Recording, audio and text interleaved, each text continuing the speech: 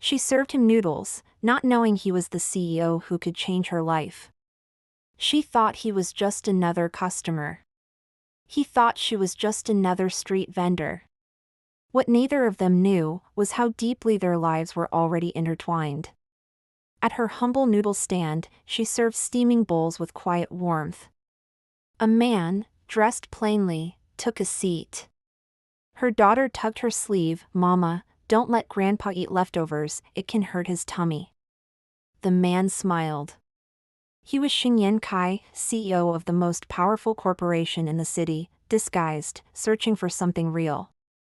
Later, she watched a man argue over payment, only to hand her 1,000,000 yuan in gratitude. Confused, she refused. "If you're that rich, take care of the elderly properly," she said, unaware the old man she'd helped was the CEO's grandfather. Back home, she told her daughter, "We don't need charity. We work with dignity." Meanwhile, behind boardroom doors, Shin couldn't stop thinking about her eyes, her child's smile, the quiet defiance in her refusal. Until he found out the truth. She was her. The same woman from 7 years ago. The one he'd been drugged to forget. The one who vanished after saving his life. The woman who bore a child that might be his.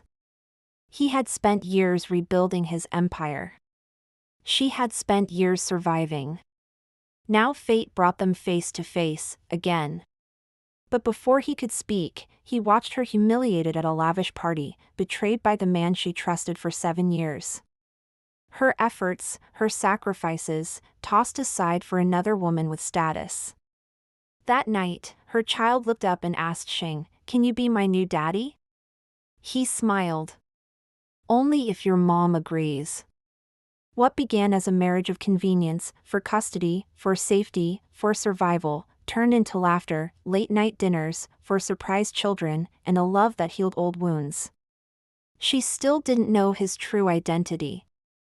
Until the day she was thrown out of her own home, and he stood before the crowd and said, "You think she married for money?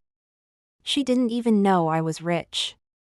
Then he turned to her and said, "I am Xingyan Kai. But to you, I'll always be the man who fell for a bowl of noodles, and the woman who served it. Because sometimes, love is not loud. It begins with a simple act, and echoes forever."